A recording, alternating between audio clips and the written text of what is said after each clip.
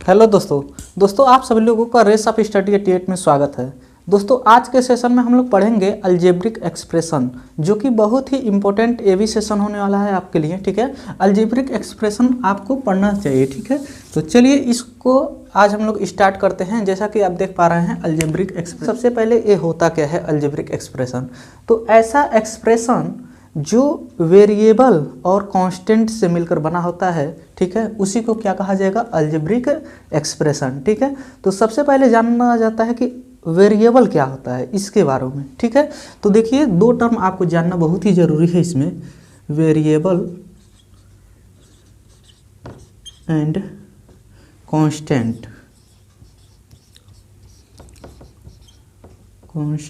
ठीक है, अब देखिए वेरिएबल क्या होता है समझेंगे पहले। ठीक है, वेरिएबल वह होता है कि जिसका वैल्यू चेंज होता रहता।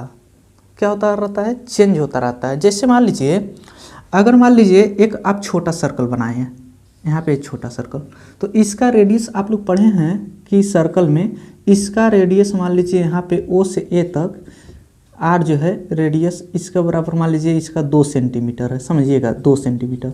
फिर से अगर थोड़ा सा और बड़ा सर्कल बनाएंगे तो इसका रेडियस कुछ और रहेगा, O से A तक मान लीजिए इसका रेडियस 5 सेंटीमीटर है। ठीक है, बात समझ रहे हैं।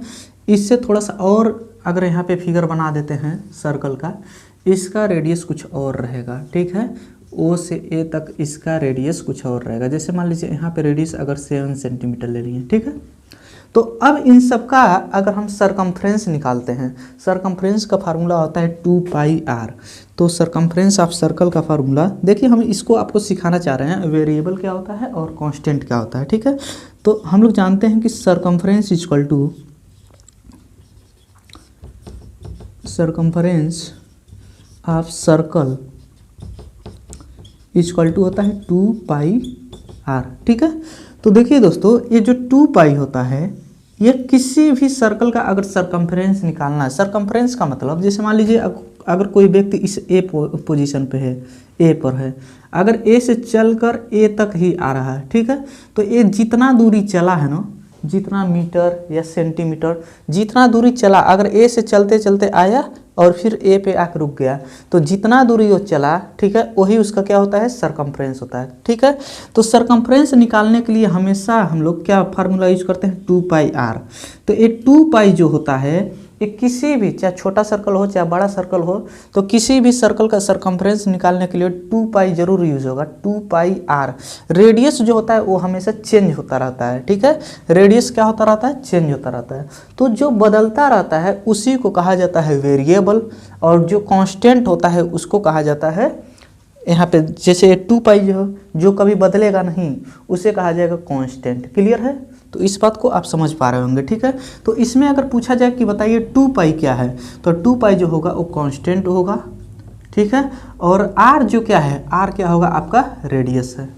ठीक है, तो आशा करते हैं कि इतना बात तो आपको ये समझ में आ गया होगा कि वेरिएबल जो होता है वह बदलता रहता है। ठीक है, लेकिन कांस्टेंट जो होता है वो बदलता नहीं है। जैसे अगर 2 है तो 2 ही रहेगा। ठीक है, लेकिन वेरिएबल के जगह पे जैसे A है तो A की जगह पे B आ सकता है, अगर C है तो C की जगह पे D आ सकता है। ठीक है, तो चलिए वैसे अगर आपको याद करना है, ठीक है, कि वेरिएबल कैसे पहचानेंगे, कांस्टेंट क्या होता है, तो इस बात को हमेशा याद रखेंगे।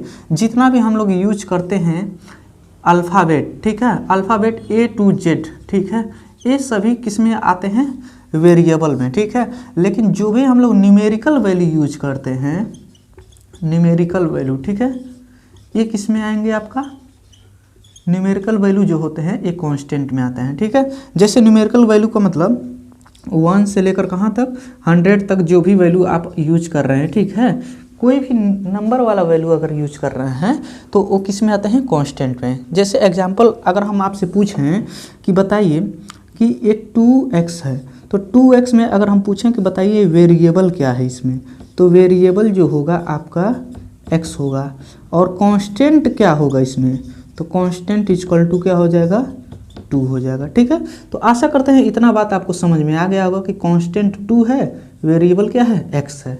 ठीक है, ऐसे और भी क्वेश्चन दे रहे हैं आपको समझाने के लिए कि बताना है आपको कि कौन सा वेरिएबल है और कौन कांस्टेंट है। जैसे यहाँ पर और क्वेश्चन लेते हैं, समझिएगा। यहाँ पे जैसे मान लीजिए क्वेश्चन देता है right the following question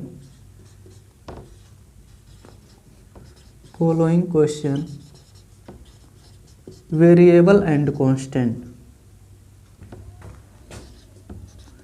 variable and constant.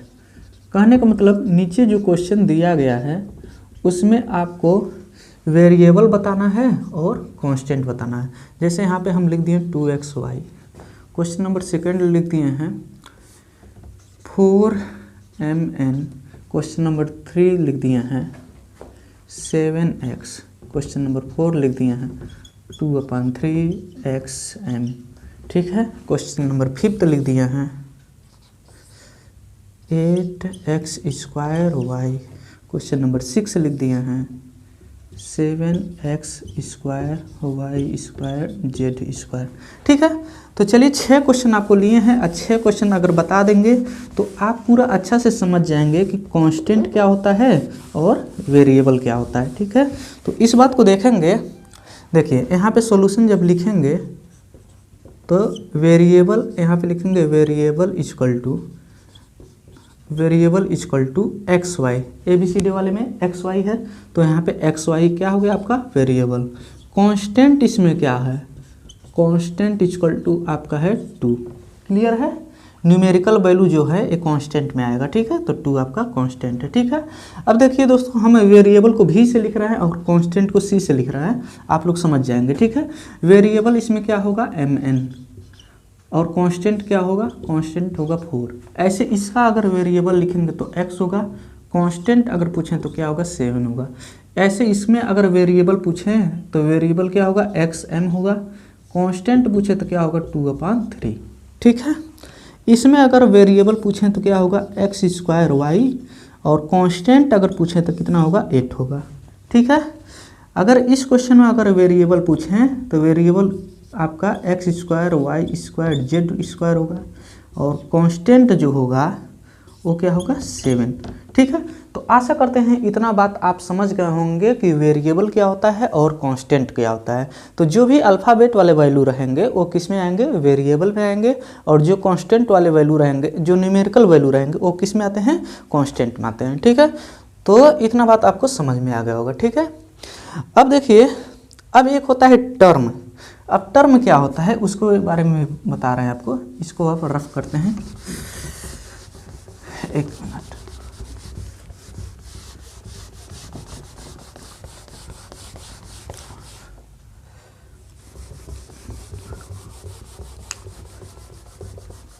Term देखेंगे।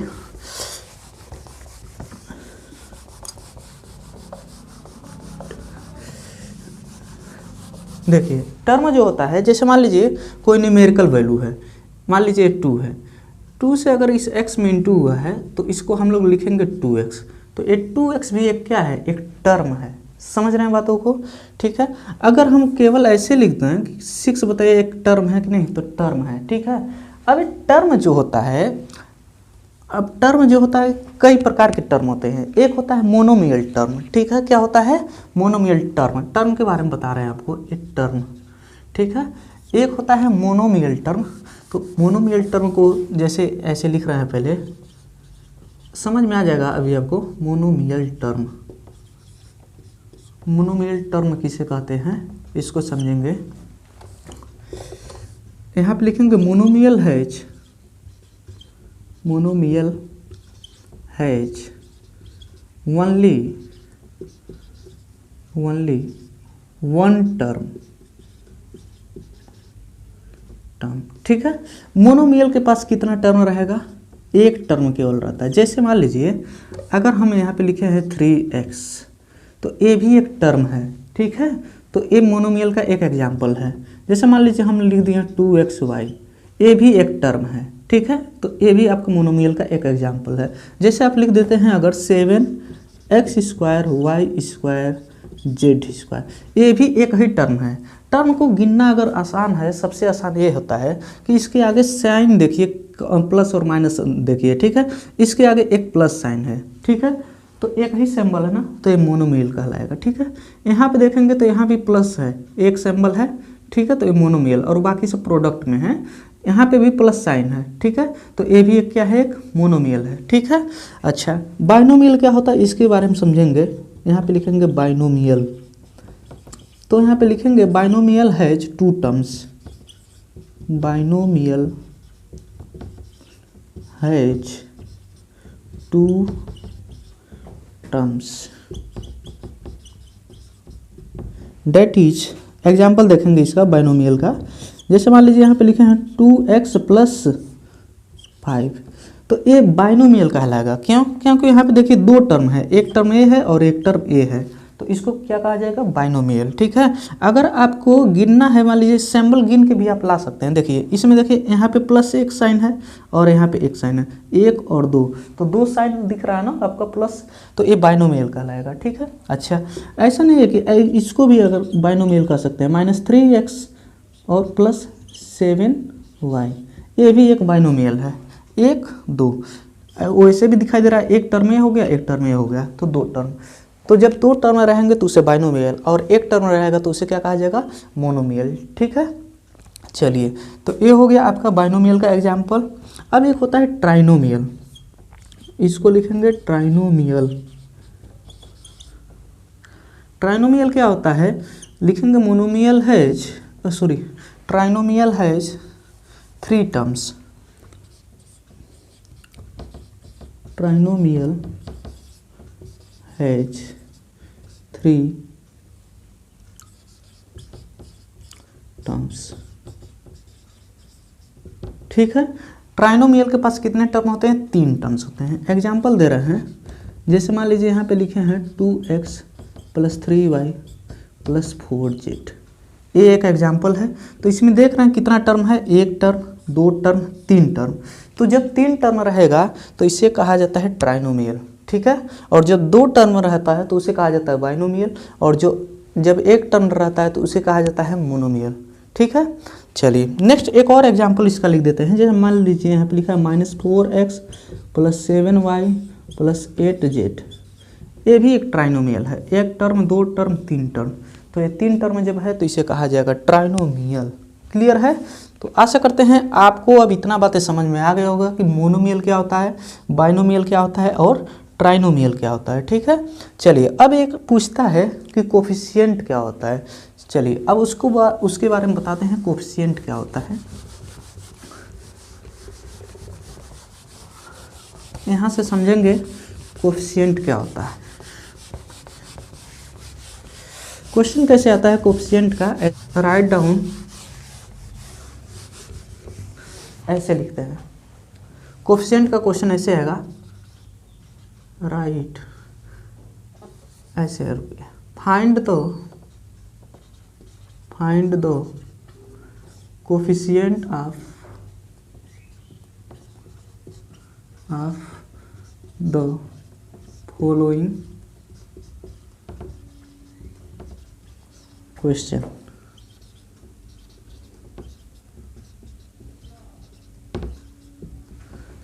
कहने का मतलब ऐसे, यहाँ पे मान लीजिए एक क्वेश्चन दिया है, यहाँ पे एक और लिख रहा है, find the coefficient of x लिख रहे हैं, ठीक, कोफिशिएंट ऑफ x, ठीक है, इन द फॉलोइंग क्वेश्चन, ऐसे लिख लीजिएगा, in the following question. Coefficient of x बताना है मान लीजिए, ठीक है। और यहाँ पे क्वेश्चन दिया है, यहाँ पे दिया है 2xy, question number first. Question number second दिया है 80xyz। क्वेश्चन नंबर 3 दिया है 4mnx, ठीक है। क्वेश्चन नंबर 4 दिया है मान लीजिए 5xy²z, ठीक है। क्वेश्चन नंबर 5 दिया है 7/2mnx, ठीक है, इतना दिया है, ठीक है। तो ये क्वेश्चन 5 क्वेश्चन लिए हैं और इसमें बताना है आपको find the coefficient of x in the following question, ठीक है। आपको कोफिशिएंट ऑफ x बताना है, ठीक है। तो कोफिशिएंट ऑफ x निकालने के लिए सॉल्यूशन में ऐसे लिखा जाता है पहले, ठीक है, solution coefficient of X equal to, coefficient of X equal to, देखिए दोस्तों जब भी कोफिशिएंट निकालना रहेगा आपको तो जो x जिसका कोफिशिएंट निकालना है उस वैल्यू को ऊपर देखेंगे, उसको छोड़कर जो भी वैल्यू बचता है, ठीक है, उसको हम लोग लिख देंगे। तो कोफिशिएंट ऑफ x क्या होगा 2y, तो 2y बचा तो 2y, ये आपका आंसर हो जाएगा, ठीक है। ऐसे इसमें जब देखेंगे सॉल्यूशन इसका जब करेंगे तो लिखेंगे coefficient of x, coefficient of x equal to, इसमें x को छोड़ दीजिए, अब बचा क्या 80yz, क्लियर है इतना बातें। अब ऐसे इसका जब कोफिशिएंट निकालेंगे, सॉल्यूशन इसका जब करेंगे तो लिखेंगे coefficient of x equal to, x को छोड़ दीजिए, बाकी बच क्या रहा 4mn, तो ये 4mn आपका आंसर हो जाएगा। कोफिशिएंट का मतलब होता है गुणज, उससे क्या गुणा हुआ है, ठीक है। तो x में किससे गुणा हुआ है 2y से, तो 2y उसका क्या हो गया कोफिशिएंट हो गया, क्लियर है। अब इस x में किससे गुणा हुआ है तो 80yz से गुणा हुआ है, तो 80yz उसका आंसर हो जाएगा, ठीक है। तो आशा करते हैं इतना बातें आपको समझ में आ गया होगा। इसका अगर कोफिशिएंट ऑफ x निकालेंगे तो इसका भी ऐसे लिखेंगे सॉल्यूशन में, coefficient of x equal to 5y square z, clear है। इसका लिखेंगे coefficient of x equal to 7/2mn, ठीक है दोस्तों। तो दोस्तों इतना बातें आपको समझ में आ गया होगा, ठीक है। तो आज के लिए इतना ही, फिर मिलते हैं अलजेब्रिक एक्सप्रेशन का पार्ट 2 वीडियो लाएंगे आपको, ठीक है। तो उसमें आपको और भी इससे आगे कुछ सिखाएंगे, ठीक है। तो चलिए दोस्तों आज के लिए इतना है बस, थैंक यू।